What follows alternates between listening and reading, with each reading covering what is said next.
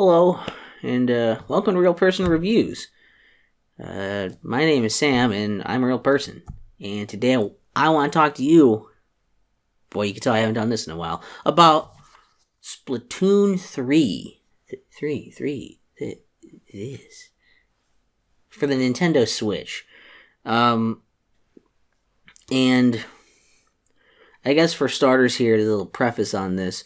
This game's only really been out for about a month now, but I have been playing quite a bit. I'm like level 26 or 27. I have almost all the weapons in the game. I beat the story mode. I played most of the modes for a decent amount of time here to at least have a somewhat solid opinion for this. This is a lot sooner than I usually do this. This hasn't been out for like a year or something, and I'm like, now I'll review it. But it's been about a month at the time of this recording, so it's, do with that what you will. But also know that I did play a ton of Splatoon 2, and for about a week and a half-ish, while I was waiting for this to actually release and show up, I actually played some of the first Splatoon. So I had a bit of a perspective there, I guess, and I'm gonna try my best to hit all the stuff that I can here. There's probably a lot of little granular details I'm gonna miss because they're so small, whatever. But a lot of this is going to be based on, I'm assuming you know stuff about Splatoon already. If you don't know the series or anything, check out my Splatoon 2 review, and you'll probably hear more about the basics and other stuff like that. But, this is going to kind of go forward from there, if you don't already know a bit about that. And, I don't know, if I miss anything, hopefully a lot of that's going to be covered in the written review that'll be linked in the description. So you can check that out if you want. I don't know. I hope I remember everything I want to say. So, I think that's about it. To preface this, so let's just get into talking about it, I suppose. So, basically, Splatoon 3 plays and does things a lot like Splatoon 2 already did. Not a lot of surprise there. A lot of the modes come back. You still got your Turf War. You got your ranked modes with, Rainmaker, Clam Blitz, Splat Zones, and Tower Control. Although, while those still rotate out now, there's only one ranking system, so it goes across all the different ranked matches. So that's a little bit different, but it's the same idea. There's also a new series of ranked battles you can do. Where you can get a lot of points for your rank there, but the goal is you're trying to win 5 battles before losing 3 battles is the thing with that series. So that's still kind of the same. That stuff's there, about what you'd expect for that. There's a few new weapons. The 2 new weapon classes are the Splatana, which is like a sword thing that has some mid-range slashes you can do, and also has some really powerful up-close melee hits you can do. And then there's the Stinger class, which is like a bow that can shoot a spread of shots unless you hold it to charge it, and you can shoot them further, more concentrated shots. There's some old maps in here from the first and second game. There's also some new maps. Trying to think for some of the others, because there's a lot of things to hit here. The way you get weapons in this one is that you have these things called Sheldon licenses, where you can trade those for weapons in the weapon shop. You get those one every time you level up, and they've also replaced weapon badges so that if you're using your weapon and inking turf, instead of giving you a weapon badge for X amount of turf inked, you get a star in your weapon's freshness, and so the first star in every one of those gets you a license. So if you want to have a weapon that's outside of your current level requirement, it'll take 3 of those licenses to unlock it. So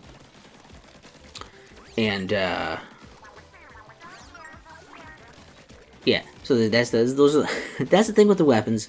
Also with the freshness thing, you can get other unlocks more related to specifically the weapon. In the shops now, you can buy not only your clothing items, but they also sometimes will put in clothing items you already have and give you the option to either swap out for a new one or to upgrade the power on that to add more abilities to it. So you have more options there. There's also a general store to give you a bunch of items for this locker that you get, which is if you go to the multiplayer lobby, there's a little door in there you can go into, and you can go to this locker, and you can use all these items you either bought or have unlocked or found or whatever throughout the game to do that. There's also a new splash tag system here, where it's like when your name shows up, you have you can slowly unlock and win and find throughout the game a bunch of different things to edit that as well, like a different background image. You have up to 3 icons you can put on there, and then there's this thing of basically 2 titles you can put on there. It's two sets of words or phrases or things you can pick from on each side, so you can be it's a simple kind of system. It's oh, this column has all these in here. You pick one of those, and the other column has different things in it, and you pick whichever combination you'd like. To give you a bit more personalization there. The Salmon Run gets a bit more different now. With Salmon Run, same basic concept, but they just kind of added more to it. So it's got some new bosses in here to fight. There's this big dolphin thing that puts out a big, huge ring on the ground of ink, and if you have to ink all of the area in that ring, and then it'll just flop, and then you can kill it. Otherwise, it splashes down into it. Or the fish stick that is a big pillar that drops down. You have to shoot ink up the pillar and then swim up it and shoot a little dude swinging around the top that are raining down ink. Among others, there's also some new wave types. One of them in particular is one where a tornado shows up, a treasure chest opens, it appears really far away from the egg basket, and you have to go over and get those eggs and bring them all back while enemies fall down from the sky. And this is really there to showcase the new ability of the ability to throw eggs, and now you can actually toss your eggs. It's kind of it's almost like throwing a grenade. It's about that length, and it takes up about that much ink to toss an egg. But you can toss an egg, and that way you can get it, up on the ledges, over things. You can throw it to your teammates. They can grab it and keep going. You can even throw it just right into the basket if you're close enough. So that's kind of there to showcase some of that and throw it from back there and get it closer and closer to the basket. And there's a little meter that fills up as you win. That once that meter gets full from doing salmon runs, if everybody's meter is full and you beat the third wave, you'll get an Xtra Wave, where you fight a huge King Salmonid that's a big boss. You get one charge, you swap weapons again for the last time, and you get one recharge of your, one charge of your special ability. And then a bunch of other boss salmonids will show up during that. And now you actually have you're given an egg cannon. So now the goal is not to get those golden eggs into the basket. You can use those and fire them from the cannon at no ink cost at the king to try and, you have a limited amount of time to take down its health bar and beat it. You'll still get rewards even if you don't, but usually anyways. But the goal is to try and beat the boss, and you can get scales off of the boss, off of the King Salmonid, and you can use that to buy specific, Grizzco specific stuff in that shop there for doing it. So that's probably the biggest change there. Let's see, then there's also, I guess just to bring up Splatfest. That's another thing where they haven't done a lot of those yet. They've only done the demo one and then the actual post-launch one. And Splatfest worked out pretty similarly, but the difference is that now there are 3 teams to pick from, which means there's probably going to be more variance in the scoring, and depending on who's matched up with who and the points you're getting and all that. And for the first half, it's standard turf war, Splatfest stuff. But then after the first half, they find out whichever team's in the lead. They try to calculate that and then use that for these new tricolor turf war battles, where here the team that was in the lead must defend against the 2 other teams. So there's a team of 4 in the middle of the team that's in the lead. Then 2 members from one team will spawn on one side, 2 members from the other team will spawn on the other side, and they're trying to fight for getting, again, similarly, the most turf, inked at the end of the match. But there's also an added thing where in the middle there's a thing called the ultra signal, and if one of the attacking teams gets it, then if they basically stay on that for enough time, then it activates it, and then it activates the Sprinkler of Doom. There's 2 of those you can activate that will spin around for the rest of the match and just, drop ink down of that team's color the whole time. And basically, also the way it works is that if either of the side teams has more coverage than the defending team, they win. Otherwise, both those teams win. Otherwise, the defending team wins. So, similar idea. It's just a new way of doing that, adding some extra things on top of a new way to play a turf war, basically. And they only have that during the event, the Splatfest. The story mode is kind of similar to the previous games. You're still going through and playing individual levels with your weapons. It's more similar to the Big Octo expansion, where you start off and usually you have different weapons you can pick from, and then you go through these stages. A lot of the stages are about learning how to use a specific weapon or a sub weapon or a special ability. And usually in the ones where you're learning your special abilities, it just gives you one that infinitely works for the whole stage. You can keep using it. And so these are almost more like training for the single player, or it's training for the online, multiplayer stuff.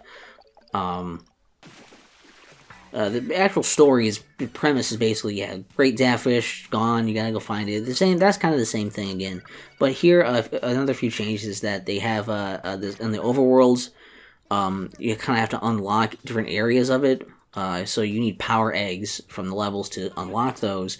It's also like the Big Octo in that when you go to the levels, a lot of them will have you picking different weapons, will have different reward amounts, and then you usually get a first time clear bonus.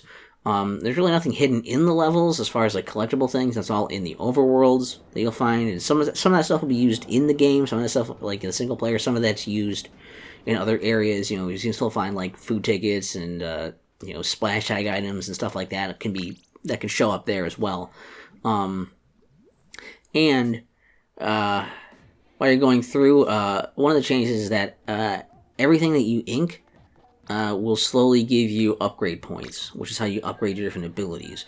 When you find Sardinium, that's what you need to actually unlock different areas of your upgrade tree. But it is an upgrade tree where you have to kind of go, these things have to connect in order for you to unlock the next thing, so you have to kind of progress through it still. But you have a little more customization there. And you also get given this little small fry that's like your companion that can be used to slowly attack enemies and reach out of the way items and interact with, far off obstacles that you can't really touch yourself. Other than that, though, it's pretty much, going through levels. And most of the levels, a lot of them use old mechanics in new ways, or totally new mechanics that we haven't even seen before. And then, like you might expect, you go through at the end of the areas, you fight bosses. Eventually, you'll get to the end where you fight a final boss. No spoilers, but you eventually will beat the game if you play it, probably. The other new mode is Tableturf Battles, which it's like a tabletop deck building game where throughout the game you'll get there's different ways you can unlock cards. As well, that's another one of the rewards you might get for things. There's even this for leveling up. There's also a catalog you get that gives you, could be cards or clothing, or could be splash tag items, whatever. And that levels up as you do basically anything in the game. And that's a little separate from your actual just player level XP stuff. But Tableturf Battles. So in those, essentially, you have a deck of cards, and you can go in and edit those as you get more cards. You can change your deck out to different things. Every card has some kind of arrangement of squares on it. It'll tell you the number of squares that this takes up. And usually it has some kind of special square on it. So you can place these on the playing field, and they basically all these have to touch somehow touch another one of your colored squares somewhere, even if it's in the corner. It has to touch it. You can place those. If you both place at the same time, it'll kind of overlap, depending on who's ahead or whatever. Sometimes they'll both be placed at the exact same time. Otherwise, whoever's ahead, I believe, will have theirs placed first, and then the other person's will go up and overlap their stuff. There's also those little special squares. If you get those completely surrounded by other squares, or like with filled-in squares, or I guess those are special like blocks or rocks or something. But if you get it filled around with like, as long as they're covered by the edge of the map or something else that was placed, then they'll start glowing. They'll become active, and they basically are like a special charge.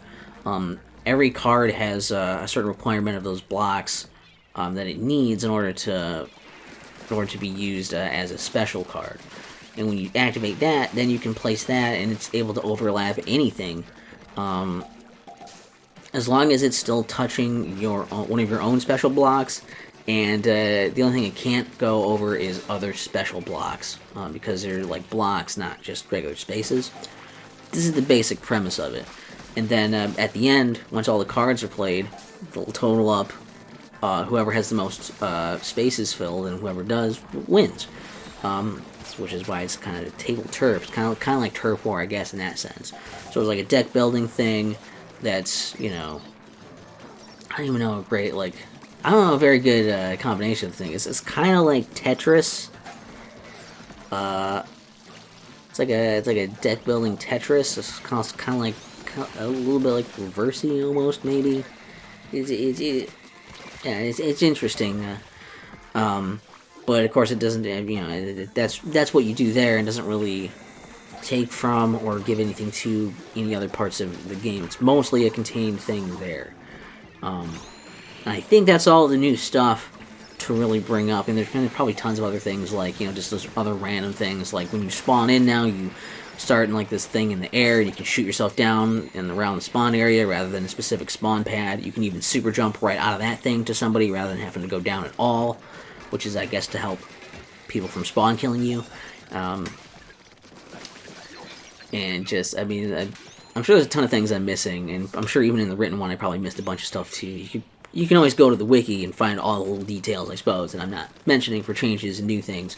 But I thought those were pretty significant ones. Those are the main things. And as far as a lot of these changes go as well, generally speaking, I really like the changes.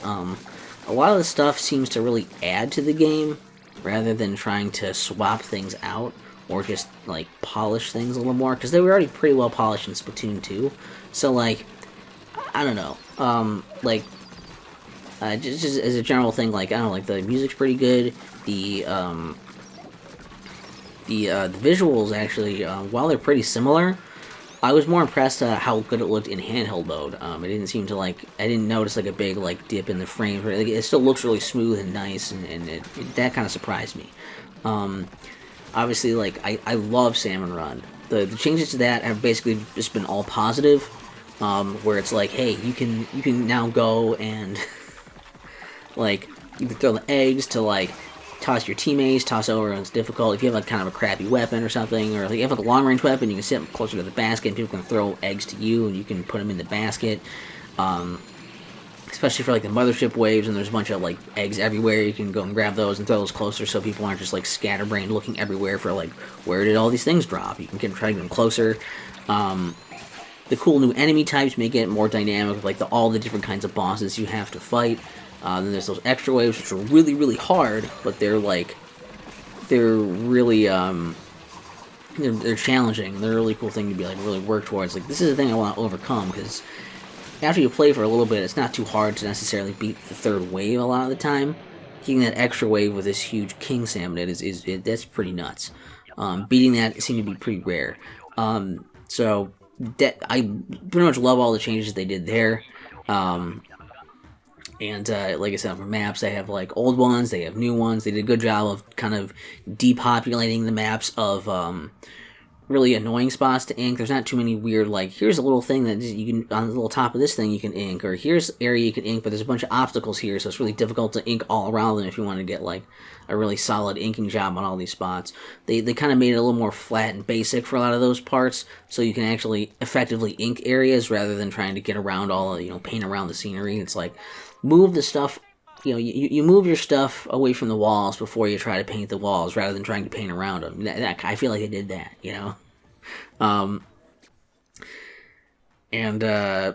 I love the additions to the story mode. I like the power eggs help you progress so they feel like worth getting. I like that they have the interesting, the upgrade points. I love that inking everything, the OCD, I'm going to make sure everything's covered, rewards you now. Because the other ones, they didn't do that. I love that they finally did that, especially since the single player is going to be about inking turf. The idea that's going to incentivize you to do that and get you used to doing it, I love it. It's great. Some really, really unique level design things in there, too, with, new mechanics of, oh, yeah, you can, shoot these boxes and a bunch of things come out of them or whatever to make these little patterns for you to swim on.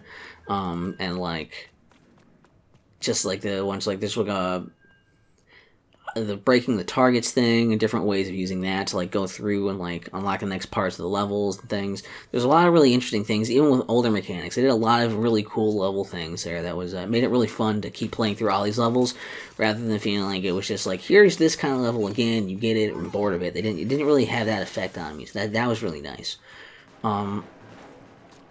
For the turf war things, I think it's really nice to have 3 teams because it gives you more of a chance to kind of catch up if you are behind, where when there were only 2, if you kept losing, you knew the other team was getting more points, you were always going to be behind, you knew it.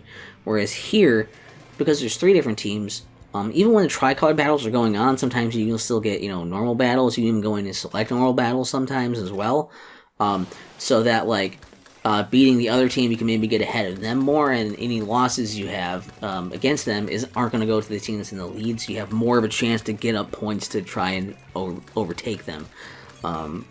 Interesting dynamic there, so it makes it a little more up in the air as to who's going to win.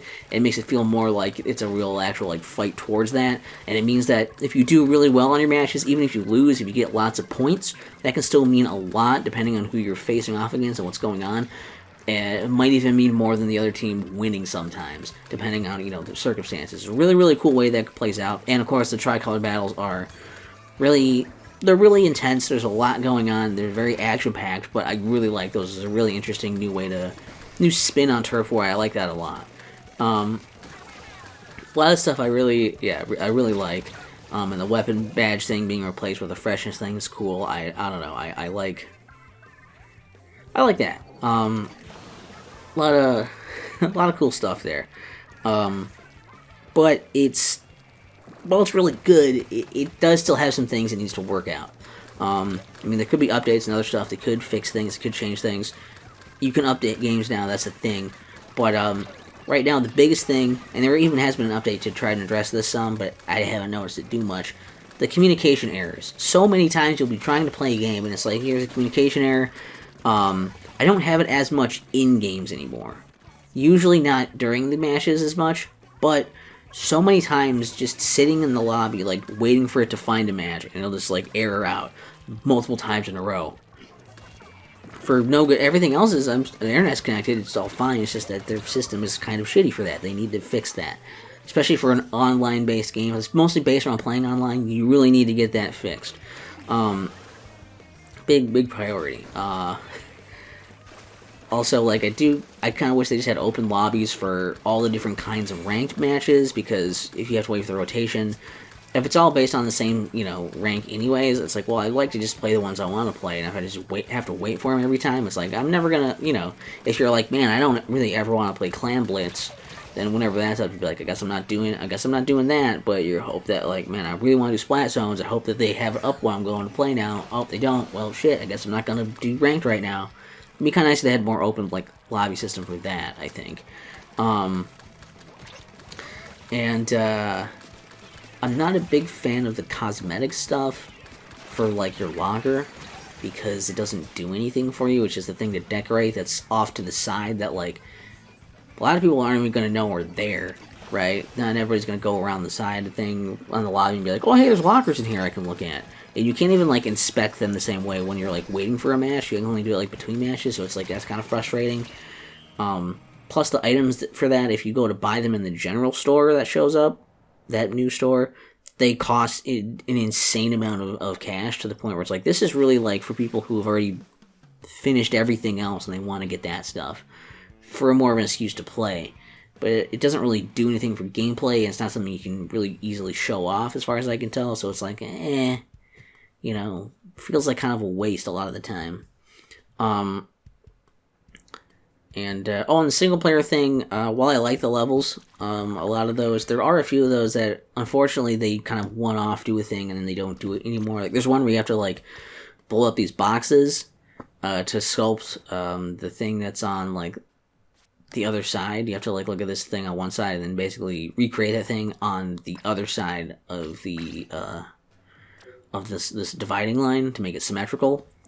Neat concept. They do it once.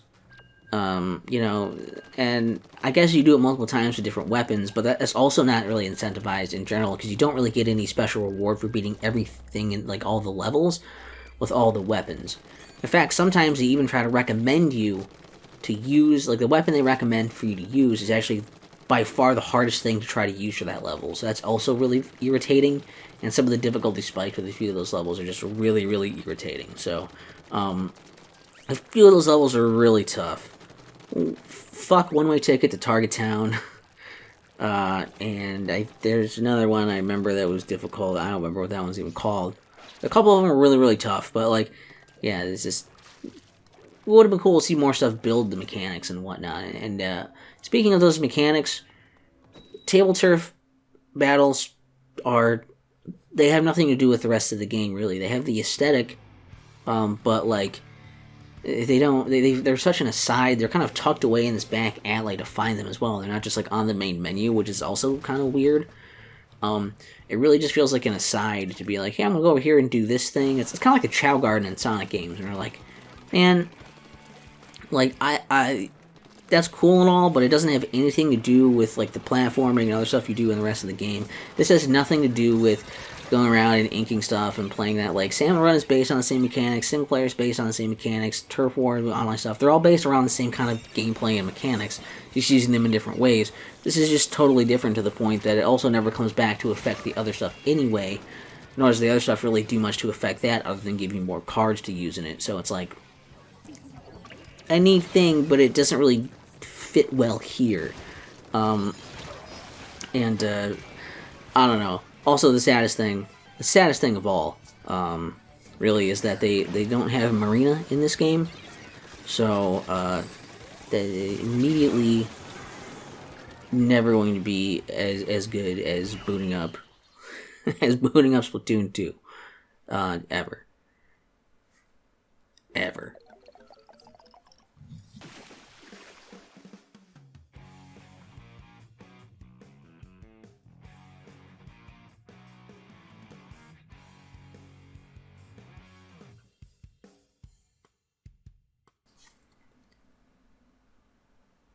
So I guess the way I would put this is that Splatoon 3 is basically what Splatoon 2 should have been.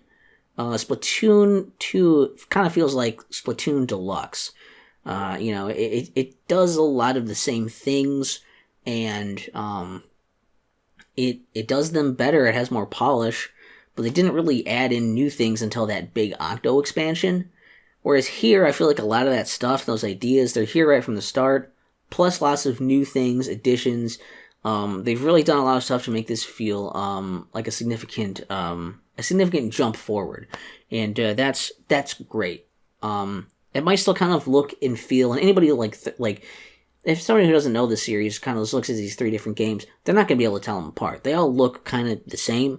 They all play kind of the same, so I get it. But I guess then the big question for this one is, you know, is this worth it?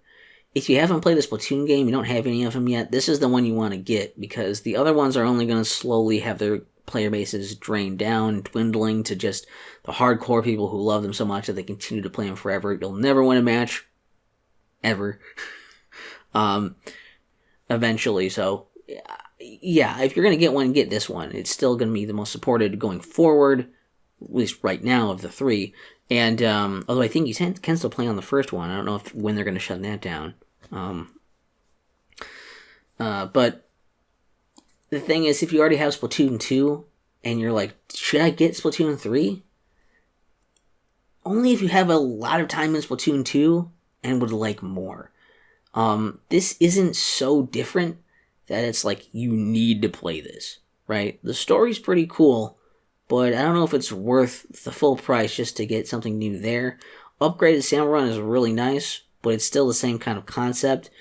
You're gonna get better stuff than you got in Splatoon 2, probably. There's just not, I don't know if there's quite enough to be like, you need this. If you can get it on sale, for sure. If you you loved Splatoon 2 and played a ton of it, you didn't just like play it for a little while and put it down, and you're like, I'll wait for the next one. This might not be enough for you to be like, hell yeah. But if you can get it on sale, then it might be worth it. I really liked it so far. I assume I'll probably play a lot more hours in it. And it's been a really good time. And I think it's really interesting because if I remember correctly, when I did my review of Splatoon 2, I was at the point where I was like, it's kind of cool, but it's not really for me. And then I played a whole shitload more, and now at this one, I'm like, this one's pretty good. Maybe it's not for you, but I'm probably going to play a lot more hours of this now too. And I think it's just one of those, it seems to be one of those series where like, if you like the games, you put way too many hours into them. And if you're like, these games are okay, I don't know that you'll want to pay full price for another one. When they're all kind of the same. They're not different enough to be like, whoa, this is a game changer. But if you're coming off the first Splatoon, then yeah, I think this is a worthy upgrade. If you're coming off of the first Splatoon, enough things have been changed and improved here and added. This is worth it. We leave it there, right? I don't know. What else? What else is there to say? I don't know. A fucking, I don't know, Woomy. There you go. I don't know. I don't know how to end any videos. I don't know. Okay, at least I still have P in this game.